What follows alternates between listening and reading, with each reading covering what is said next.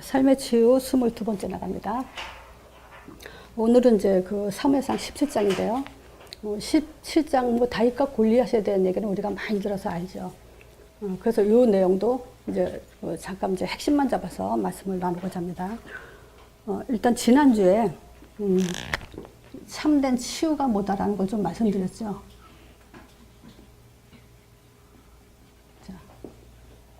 자, 참된 치유란 우리가 이제 이 영적 상태, 이제 영적 문제, 또 정신 문제, 또 영적 문제, 육신 문제. 이제 이런 문제가 사실상 우리 자신에게도 물론 문제가 있지만 가장 큰 그 줄기는 이제 그 가문과 가정과 그 가문으로부터 온 그런 영적 상태고 또 정신 상태, 육신 상태를 가지고 있기 때문에 우리는 복음 전한다는 그런 목적에 의해서는 이런 것들을 그 묶이지 말고 넘어가야 된다고 얘기를 했어요. 근데 이 영적 문제는 그 사단, 우리 영적인 존재이기 때문에 사단에게 영향을 받거나 하나님에게 영향을 받거나 이 둘 중에 하나의 영향을 받게 되는 존재죠. 뭐 두 개 다 영향을 받는 수도 있고요. 자, 그래서 영적 존재이기 때문에 우리는 영적인 그런 상태 속에 살아야 되는데 이 영적 문제를 가져다 주는 존재가 있죠. 그래서 이 사단이 지금 자꾸 우리에게 그 문제를 갖다 주기 때문에 영적 문제 그러면 사단과 관계된 것을 말해요. 사단과 관계된 거예요. 근데 왜 묶이지 말라 그랬냐면요. 우리는 복음, 이 답을 가졌기 때문에 묶이지 말라는 거예요. 복음과 답이 없이 이 영적 문제가 왔다면 그건 뭐 그 아무리 몸부림친다고 해결되는 거 아니고 또 거기에 이제 모든 초점을 다 쏟아부어도 결론은 뻔한 얘기죠. 이 정신 문제는 감정과 관계 있어요.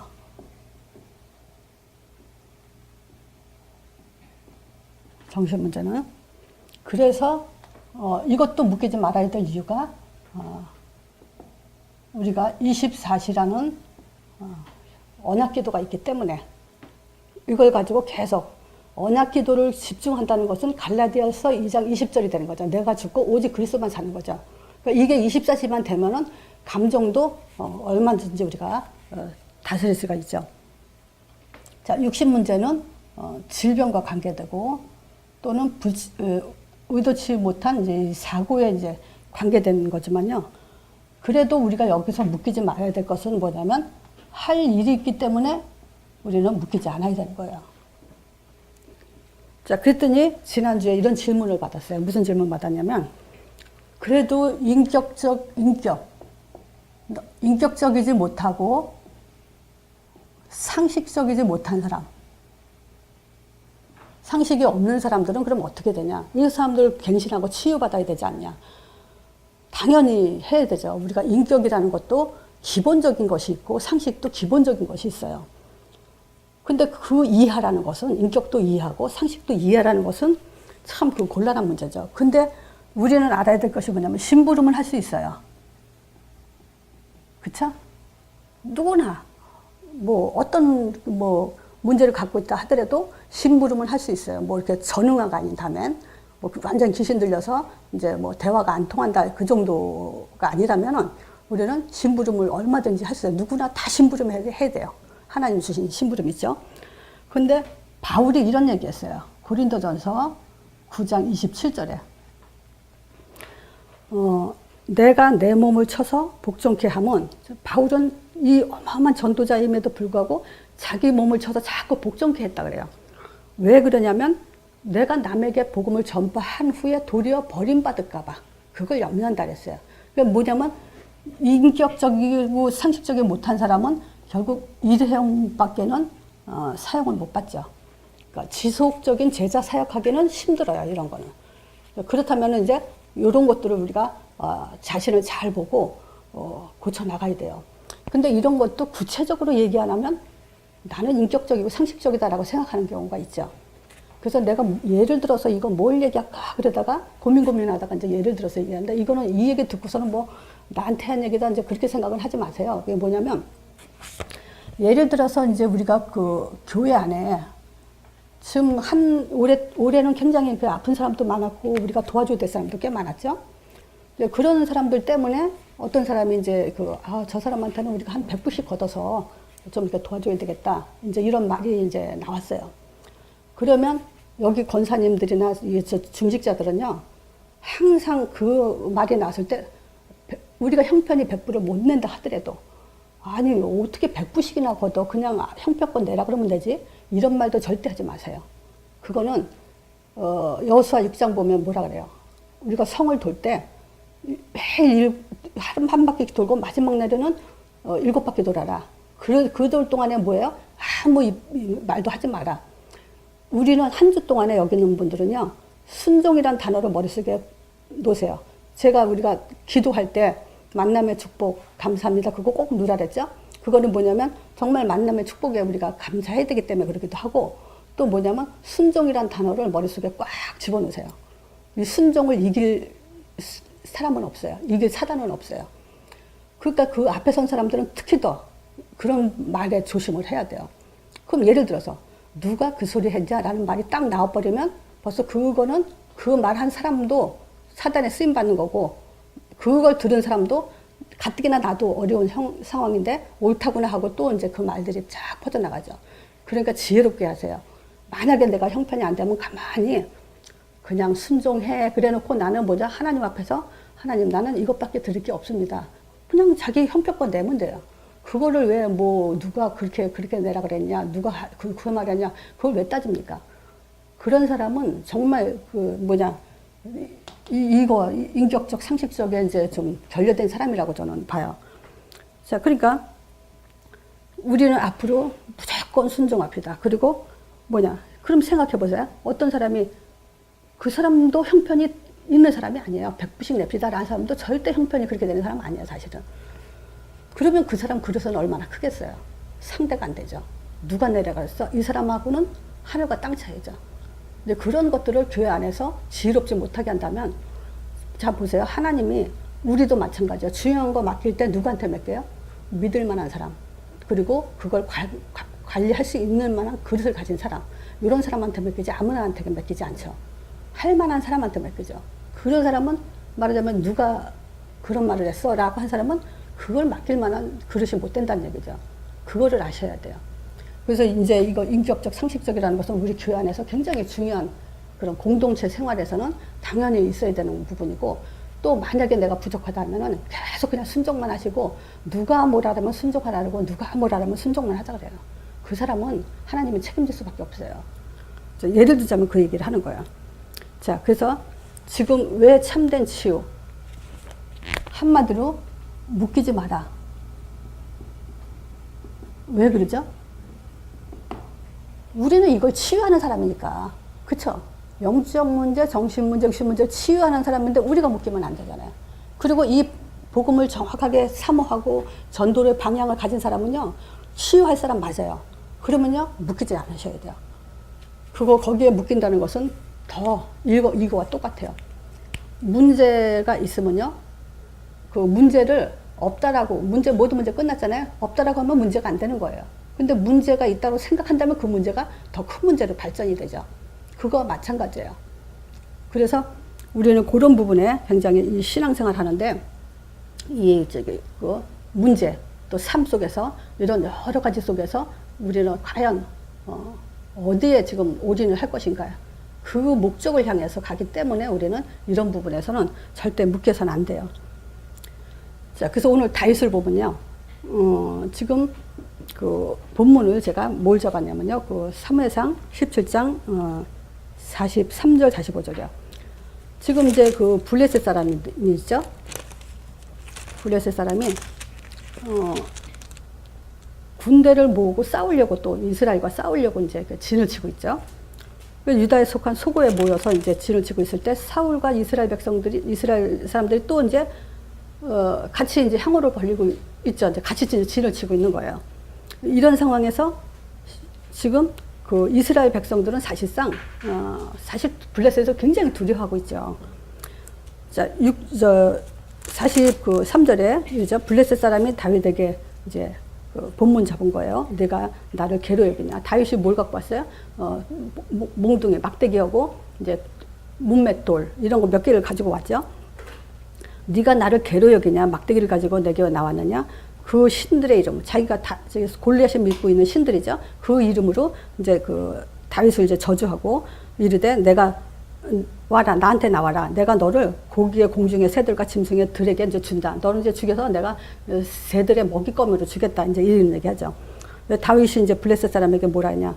너는 칼과 창으로 나왔지만 나는 망군의 여호와 이름으로 네가 모욕하는 이스라엘 군대 하나님의 이름으로 이제 이스라엘의 군대의 하나님의 이름으로 그러니까 하나님은 우리를 위해서 싸우시는 만왕의 왕이시다. 그 군대 이름으로 내가 너한테 나왔다. 이제 이렇게 얘기를 하죠.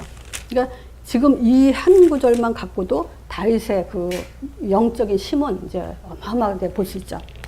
자, 우리가 지금 요 본문을 나가기 전에 이제 제가 이게 메시지를 준비한 걸 이렇게 빼먹으면 좀 섭섭하더라고요. 그래서 그걸 다시 좀 그 본문 들어가기 전에 말씀드릴 게 뭐가 있냐면 혹시 공룡이 왜 멸절됐는지 아세요?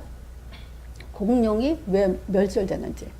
내가 인터넷 뒤적거리다가 이 얘기를 듣고 나니까 참 사실일 것 같기도 하고요. 내가 뭐 과학자가 아니니까 내가 증명할 수 있는 건 아니니까 이제 과학자들이 이제 증명하는 얘기예요. 이 공룡은 이 몸에 비해서 머리가 굉장히 작잖아요. 그러니까 뇌가 작대요. 뇌가 작으니까 그 뇌가 작은 것 때문에 위기에 대처할 능력이 없대. 그러니까 위기가 왔을 때 그 대처할 능력이 없으니까 멸절할 수밖에 없다 그러더라고요. 그래서 내가 그 얘기를 하는 거예요. 이 문제를 가지고 우리가 대처할 능력이 없으면요, 우리 신앙이 멸절돼요. 내 자신이 신앙생활 속에서 멸절될 수밖에 없어요. 그래서 참 이거 예화가 참 좋다라는 생각이 들어서 이제 잠깐 공룡 얘기를 했어요.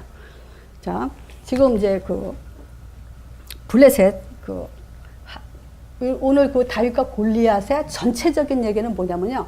지금 16장에는 다윗이 기름 부음 받았죠, 왕으로.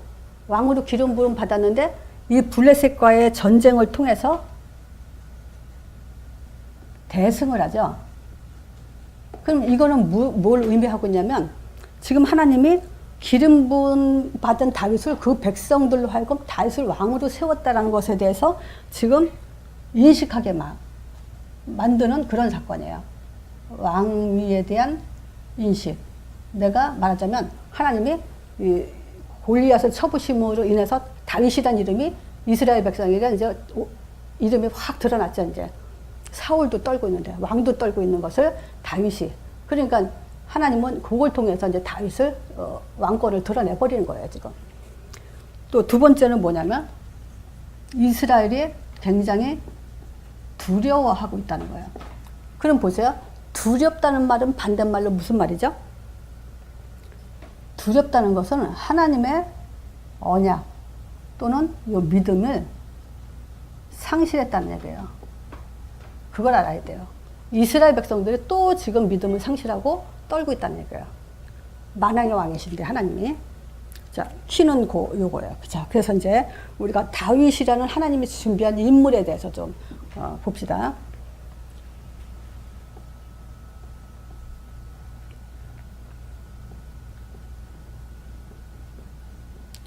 자, 다윗은 보면 이제 이 기본이 됐어요.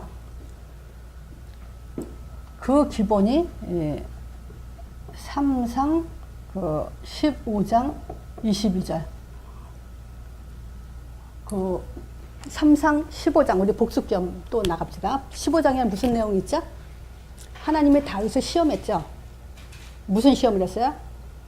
전쟁에서 그 암몬 족속인가? 지금 아말렉이죠. 아말렉을 물리치고 절대 거기에 그 전리품을 가져오지 말라 했어요. 맞으면 전쟁에서 이기면 이제 전리품 가져오잖아요. 그러니까 뭐 금이든 은이든 뭐 짐승이든 양이든 뭐든 그거 취하지 말라 그랬어요. 근데 다윗 사울이 그거를 취했죠. 그래놓고 뭐라 그래요? 백성들이 좋은 것을 하나님께 예배드리자 해서 갖고 왔다. 그랬을 때 사무엘이 한 말이에요. 사무엘은 하나님은 순종보다 순종이 제사보다 낫다라는 얘기를 해요. 그래서 이 하나님이 준비한 인물 중에 제일 첫 번째는 뭐냐면 이 순종하는 자예요. 아무리 예배드려도 하나님께 순종하지 않으면, 우리가 아무리 예배드려도 교회 안에 분란을 일으키면 그거는 아무리 예배드려도 그 가치는 없어요. 교회는 어떤 교회냐? 지금 세계복음을 해야 돼요. 흑암을 꺾는 지금 우리가 다 나가서 전도를 해도 지금 부족한 상황이 교회의 역할이란 말이에요. 근데 거기서 한 사람 한 사람이, 부정적인 사람들이, 또 부족한 사람들이 그 말 한마디로 그 분위기를 깬다. 그럼 보세요. 전쟁이 일어나는데, 전쟁에서 싸워야 되는데, 야, 저기는 뭐, 말하자면 그 정탐꾼 얘기도 그렇잖아요. 가나안 땅을 정탐을 하는데, 뭐 여기는 우리는 메뚜기 같고, 저기는 뭐 거인 같고, 막 이런 식으로 말해버리면은 그거 누가 나가서 싸우겠어요. 그 모든 그 불신한 걸 갖다 다 집어넣는 건데요. 교회는 그래요. 우리가 정말 사역자라면요, 정말 입 조용히 하고, 하나님 앞에서 그냥 하나님한테 맡기세요. 틀렸으면 하나님이 하시고, 맞았으면 하나님이 축복해요. 그럼 우리가 왜 갔냐합니까, 그거를? 누구 음성이든 하나님의 음성으로 들으세요. 그러면 그 사람 복 받아요. 그거에 대해서 우선순위를 둬야 돼요. 자, 그래서 다윗은 하나님께 첫 번째 굉장히 순종한 자다. 시편 또 78편 70절에서 72절. 여긴 다윗에 대해서 지금 또 설명 잘 해놨죠. 그 종 다윗을 택하시되 양의 우리에서 취하시며 젖 양을 지키는 중에 저희를 이끄사 그 백성 야곱 그 기업의 이스라엘을 기르게 하셨더니 이에 저가 그 마음의 성실함으로. 자, 마음에 성실함이 있어요. 이건 기본이에요. 이 성실한 사람들의 특징이 뭘까요? 성실한 사람, 책임감이 강하죠. 그리고 우선순위 놓치지 않죠. 특히 뭐가 우선순위인지를 잘 볼 수 있죠. 난 요것도 보면은 타고난 사람들이 있어요. 우선순위가 뭔지 잘 보는 사람이 있고요. 정말 이 세계복음만 언약 우리가 안에서 가면도 우선순위를 약간 이렇게 좀 두지 못하는 사람들도 있어요. 근데 그런 것들은 물론 아까도 내가 서론에 말한 것처럼 타고난 성격이기 때문에 그럴 수도 있어요. 근데 우리가 지금 이 얘기를 왜 하냐? 이제 그거를 이렇게 빨리빨리 눈을 떠 나가야 되기 때문에 하는 얘기예요. 자, 그래서 이 성실함이라는 것은 일단 책임감, 그리고 자기가 맡은 일에 대해서 정말 그 진심을 두고 이제 잘 해내는 그런 거죠. 그러니까 말하자면 이런 사람들은 인간 관계가 굉장히 순탄하죠. 칭찬받을 수밖에 없어요. 그러니까 형통한 사람이 되죠. 자, 다윗은 또 어떤 사람이냐? 삶의 이유를 가진 자예요. 이제 예를 들자면 그거예요. 아니, 아버지가 이제 그 형한테 뭘 갖다 주라고 심부름을 시키죠. 그러면서 증표를 받아오다 하죠. 그러니까 가다 보니까 골리앗이 막 이제 이스라엘 군대를 막 모욕을 하고 있단 말이에요. 그래서 거기서 이제 다윗이 뭐라고 하고 왔어요. 이제 그런 얘기를 이제 형이 들었어요. 이제 그 형이 뭐냐? 네가 그만한 줄 내가 알고 있었다. 이제 이런 얘기를 하죠. 그랬을 때 다윗이 내가 이유 없이 여기 왔겠냐. 이제 이런 얘기를 했어요. 그러니까 이제 삶의 이유. 이 말은 답을 가졌다 이 얘기예요. 어떻게 내가 그런 답 없이 그런 얘기들을 했겠냐. 이제 이런 얘기야. 답을 가진 자. 자, 다윗은 뭘 알았냐면요. 전쟁은 하나님께 속한 것이라는 걸 알았어요. 전쟁을 어떻게 우리가 하겠습니까? 그러니까 이 말은 하나님의 주권 속에서 삶을 살 수 있는 사람이에요. 하나님 주권적인 사람. 주권을 아는 사람. 두 번째, 삶의 이유를 가지게 된 것은 뭐냐면 하나님이 지키심을 체험한 자예요.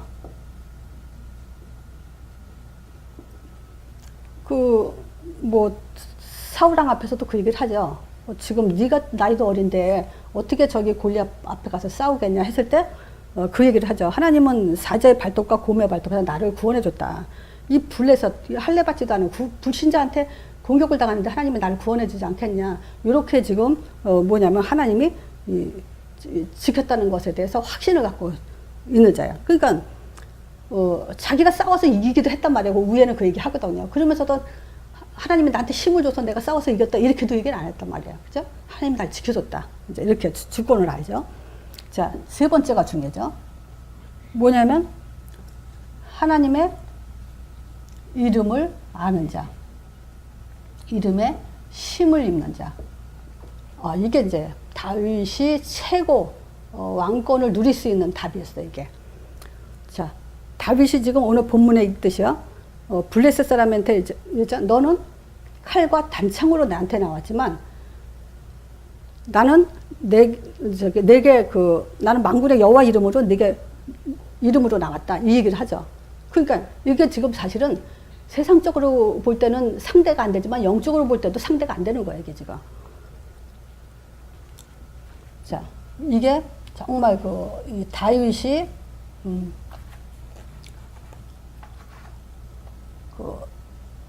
다윗이 가진 답이에요.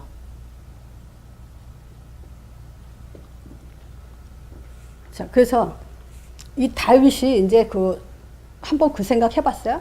다윗이 왕궁으로 들어가서 왕이 되기 위한 가장 첫 번째 사역이 뭐였는가?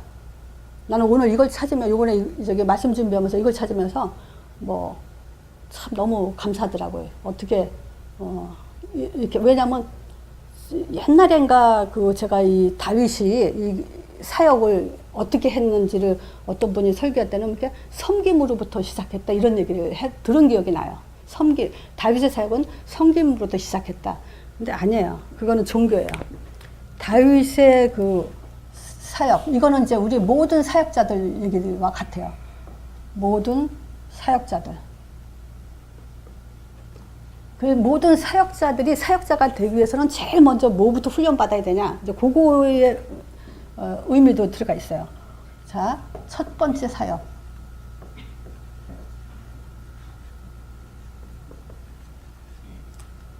예수 그리스도와 동일해요.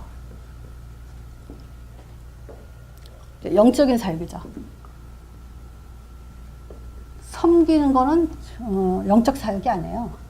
섬기는 거는 우리가 육적으로도 얼마든지 섬길 수 있어요. 사무엘상 16장 23절이죠. 하나님이 부리신 악신을 사울에게 이를 때 다윗이 수금을 취하여 손으로 탄즉 사울이 상쾌히 났고 악신은 그에게서 떠나니라.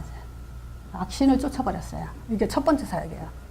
그래서 사역자들은 창세기 3장을 모르고서는 사역할 수가 없어요. 사역자가 될 수 없어요. 왜냐? 사역의 이유도 없어. 사역의 이유가 종교화돼요. 그래서 섬기고 순종 헌신하고 이제 이런 걸 하는데 하지 말란 말은 절대 아닙니다. 나도 하고 있습니다. 하지 말란 말 아니에요.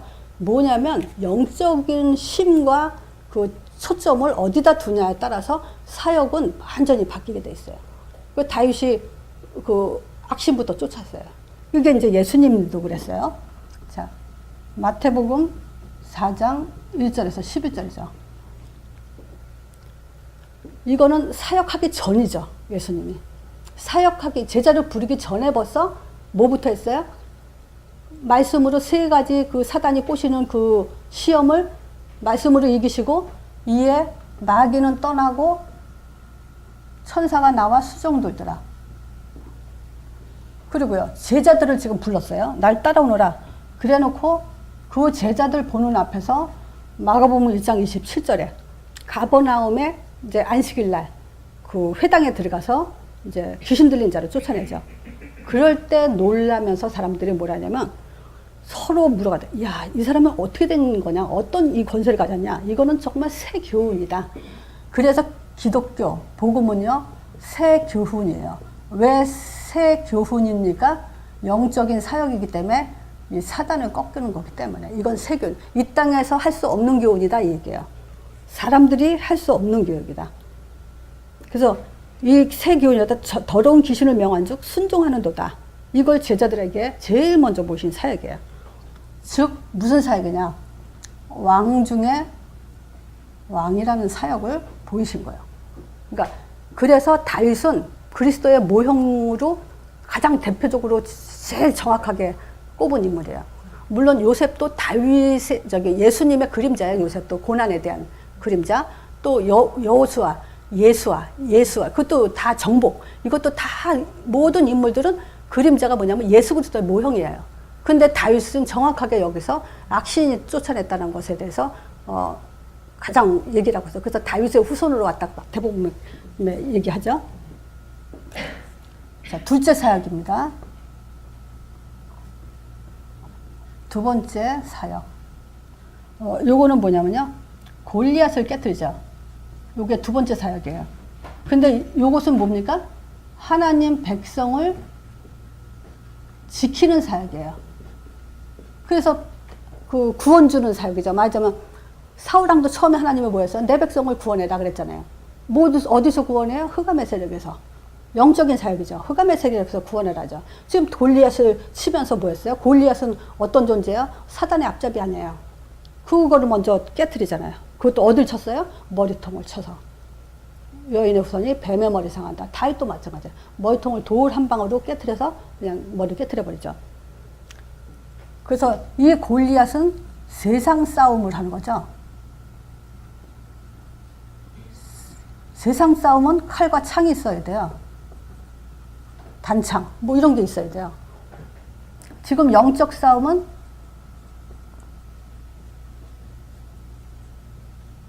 하나님의 이름만 있으면 돼요.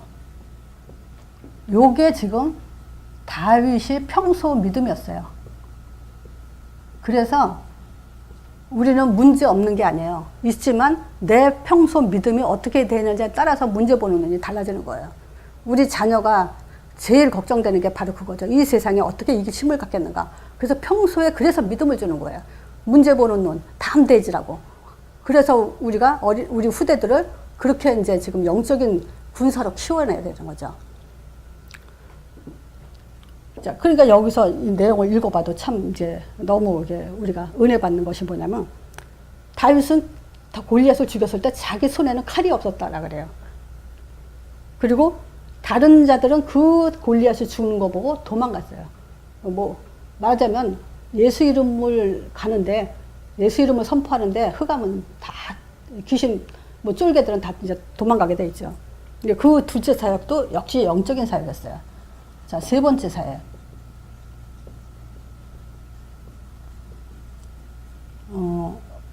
여기는 이제 왕상 22장 2절에서 3절. 요건 이제 다윗이 유언으로 이제 그 솔로몬에게 하는 얘기죠. 솔로몬이 이제 왕위를 올라가죠. 그때 다윗이 지금 왕위를 어떻게 유지하고 있었는지 죽을 때 하는 말 보면 알아요. 우리가 신앙인들도 그렇죠. 믿음이 암만 좋다가 또 어떤 권사님이 죽을 때 돼서는 사단이 왔다 그러고 막 아수는 사람도 있다 그러듯이 죽을 때 이 사람이 무슨 얘기를 하냐에 따라 때 그 사람의 신앙관을 볼 수 있는 거죠. 그래서 다윗은 지금 죽을 때 셋째 사역은 뭐냐면 그동안 왕으로서 백성을 어떻게 다스렸는지 그거를 볼 수 있는 것이 바로 이거예요. 자, 첫 번째 구원을 위한 사역이었어요. 근데 이 구원을 위한 사역을 뭘 얘기하냐면요. 왕상 2장 2절 3절에서 보면 이제 내가 모든 사람이 가는 길로 가게 되었으니 그래요. 모든 사람이 이제는 내가 죽는다 이렇게 말 안 하고 모든 사람이 죽음의 길을 가요. 그죠? 여기. 근데 그 길로 나도 지금 간다. 이거는 뭐예요? 그 하나님이 만든 그 순리, 원리에 그대로 순응하면서 사는 거예요. 그러면 나는 이런 사람은요, 문제가 왔어도 그대로 이렇게 순응했다고 봐요. 하나님의 원리에 따라서 그런 순응한 삶을 살았어요. 그러면서 뭐라냐면, 너는 힘써 대장부가 되고, 그래, 솔로몬한테. 내 하나님 여호와의 명을 지키는 일, 그래. 내 하나님 그 명을 지키는 일에, 이걸 이제 구원이라고 해서 하나님의 명.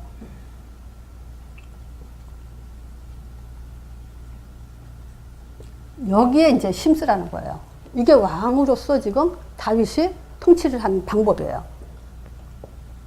두 번째, 그러면서 뭐냐면 그 길로 행하래요. 그렇게 행하라. 그 길은 뭐겠어요? 모세의 율법을 말하는 거예요. 여호수아 1장에도 모세 율법서대로 하라 이제 그 율법과 계명과 율례와 증거를 모세 율법에 기록한 대로 다 지켜 행하라 그랬어요. 그럼 다윗은 그렇게 살았다는 거예요, 지금. 그러면 어디로 가든지 또는 무엇을 하든지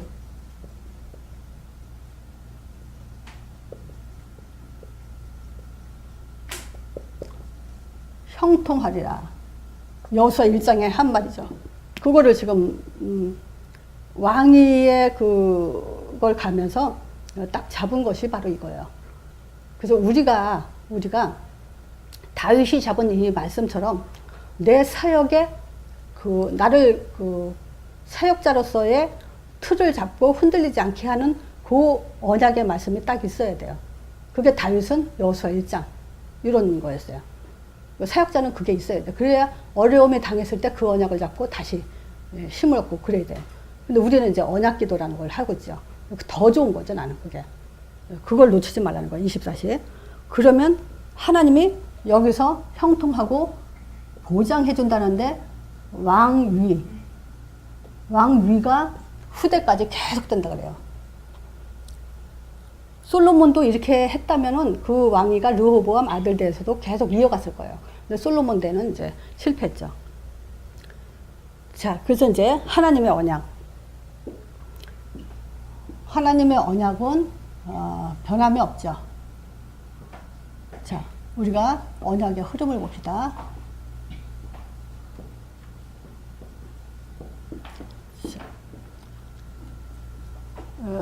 왜 이 언약을 흐름을 하냐? 다윗이 이 속에 들어있는 인물이기 때문에 이제 그걸 좀 확인하려고 그래요.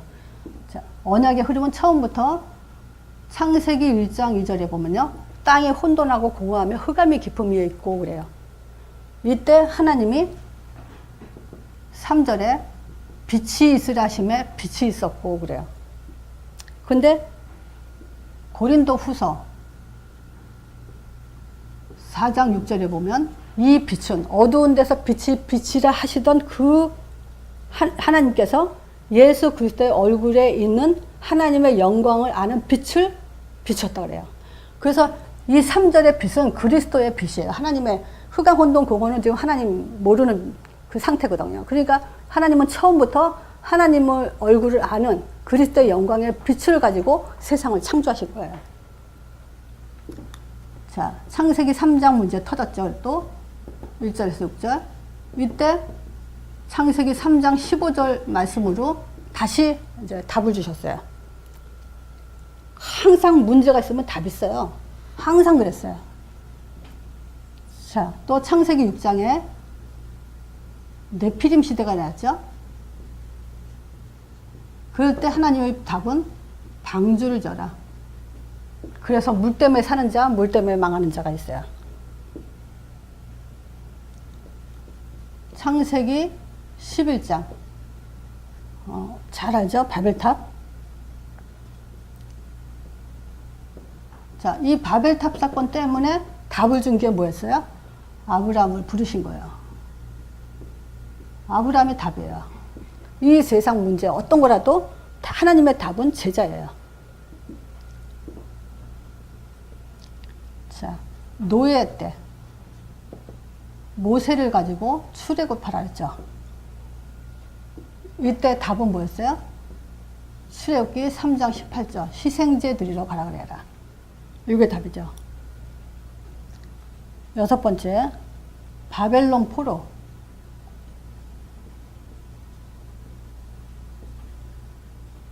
바벨론 포로 때 이사야를 통해서 이사야 7장 14절 이 얘기를 했죠. 처녀가 잉태의 아들 낳으니 그 이름을 임마누엘이라 하라. 근데 9장 6절에 다윗 얘기가 나와요. 이는 한 아기가 우리에게 낳고 한 아들을 우리에게 주신 바 되었는데 그 어깨는 정사를 메었고 그 이름은 기묘라 모사라 전능하신 하나님이라 영존하신 아버지라 평강의 왕이라 할 것임이라. 누굴 얘기하냐면 예수 그리스도를 얘기하는 거예요. 여기 7장의 14절에 여기 처녀가 잉태의 아들 낳으니 그 이름을 임마누엘이라 하면서 또 9장 6절에는 한 아기가 우리에게서 나는데 바로 그분이 우리에게 주신 바 되었어요. 한 아들을 우리에게 줬다. 그러면서 그 전능하신 하나님이라 누구예요? 예수님은 전능하신 하나님이라고 여기 얘기해요. 영존하신 아버지라. 예수님을 아버지라고 얘기해요. 그 이제 언젠가 어떤 목사님 그러더라고. 예수님을 아버지라고 호칭한 적이 있냐 없냐 이게. 아버지라 그랬어요. 예수님도. 자, 우리 아버지라. 또 평강의 왕이라 할 것입니다. 7절에 얘기를 하죠. 또 7절에. 그 정사와 평강이 더함이 무궁하며 또 다윗이 위에 앉아서 그래요. 다윗을 통해서 오신 분이다 이거야. 다윗의 위에 앉아서 나라를 굳게 세우고 그러니까 지금 이후토록 지금부터 맞으면 이후토록 이후 영원토록 공평과 정의와 그것을 보존할 것이라 만군의 여호와의 열심히 이걸 이루리라. 그리고 하나님의 열심. 요것은 뭐냐? 하나님의 열심으로 하는 것이 이거예요. 그러니까 우리가 이걸 하는 거예요. 우리가 왜 제자, 전도자 사역을 하냐? 하나님의 열심히 이걸 하시니까 우리도 언약의 흐름 속에서 언약을 전달하는 일에 열심을 내는 거죠. 하나님과 같이, 하나님 이런 자들에게 함께 하시죠. 로마에 석국됐을 때 제자를 불러가지고 어떤 답을 물어봤냐? 마태복음 16장 13절에서 20절. 이때 예수님이 오셨죠. 마태복음 1장에 로마 속국대 당시 그 당시에 예수님이 이 땅에 오셨죠. 마태복음 1장 1절에 보면 아브라함과 다윗의 자손으로. 그리고 제자들한테 불러서 너희는 지금 날 누구라고 하냐. 그래서 그 답이 바로 요게 우리 답이죠. 이제 이 답을 아는 자들이 세계가 지금 병들었어요. 우리가 잘 알고 있죠. 지금 얼마나 병들었는지. 이제 전도자 통해서 하나님이 하시는데 땅 끝까지 가기 위해서 주신 답이 사도행전 1장 1절, 3절, 8절이에요. 이게 지금 이제 언약의 줄기의 흐름이에요. 그래서 지금 강단 설교가 이 사도행전이 없으면 강단 설교가 될 수 없어요. 그건 종교가 되게 돼 있어요. 구약을 풀어도 사도행전 1장이 나와야 되고요. 사도행전이 나와야 되고, 뭐 예레미야, 뭐 예를 들어서 어떤 성경을 풀어도 사도행전이 나와야 돼요. 그게 이제 참된 이 시대의 우리의 언약의 흐름이에요. 답이에요. 자, 이 흐름을 놓치는 자. 어떤 자죠? 묶이는 자예요. 또 흐름을 놓친다. 평안을 놓친 자예요. 형통치 못하는 자. 결국 그렇게 되죠. 자, 결론입니다. 우리는 아까 말씀드린 것처럼 순종이라는 단어 그거와 다 이루었다. 전도자들 특징을 보면요. 난 저분이 믿음을 어디서 근거를 가지고 저렇게 큰 소리 치면서 이렇게 확신 있게 가느냐. 또 우리 목사님이 어떻게 뭘 가지고 저렇게 확신 있게 이렇게 담대하게 복음을 전하시냐 했을 때 보면 그걸 파고들면 다 이뤘다. 요거예요. 요한복음 1장 19절에 다 이뤘다. 이걸 가지고 답을 가지시고 그렇게 확신 있게 하세요. 자, 다 이뤘단 말을 내가 또 뭐라고 물어봤죠? 다 이뤘다는 말은 또 어떤 의미냐라고 물어본 적이 있을 거예요. 근데 잊어버렸을까봐 또 얘기해요. 그러니까 가라 이거예요. 다 이뤘다. 그 의미, 다 이뤘다라는 그 속에 담겨진 의미는 그러니까 땅끝까지 가라. 그러니까 전도해라. 만약에 안 간다. 못 이룬 거죠. 아직도 안 끝난 거죠, 이게. 그렇게 봐야 돼요. 자, 다 이뤘으니까 이제 우리는 묶이지만 않으면 돼요. 그래서 지난주에 얘기했죠? 요게 지금 하나님 마음이라 했어요. 하나님은 자기 자식, 자기 하나님 형상대로 지음받은 인간을 평안하게 원하고 행복하게 원하시는 게 가장 중요해요. 그래서 묶이지 말라는 말에 세 가지 의미를 내가 또 복습겸 하는 거예요. 왜 그랬다 했죠? 사단을 이미 이제 끝냈으니까. 그러니까 과거, 현재, 미래 다 끝났다. 또 이미 답 줬으니까. 그러니까 이제 다 이뤘다, 끝났다. 이거 완전한, 이제 하나님이 주신 답이 뭐 불완전하겠어요? 완전한 걸 주셨죠?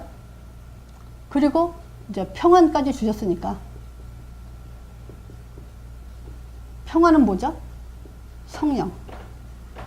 가장 보장된 축복이죠. 이거 주셨으니까 이제 묶이지 말라는 거죠. 자, 우리는 이제 뭐만 하면 돼요? 갱신만 하면 돼요. 자, 이게 하나님의 뜻이에요. 갱신의 목적이 사도행전 2장 8절이죠. 그래서 자신 발견하면 돼요.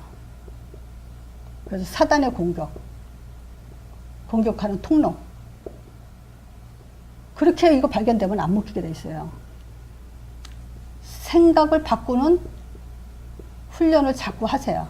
그러면 안 묶여요. 그리고 지속하는데 초점을 두세요. 그러면 묶이지 않아요. 그러면 갱신된 거예요. 이렇게 되면. 자, 오늘 말씀 여기까지 합니다.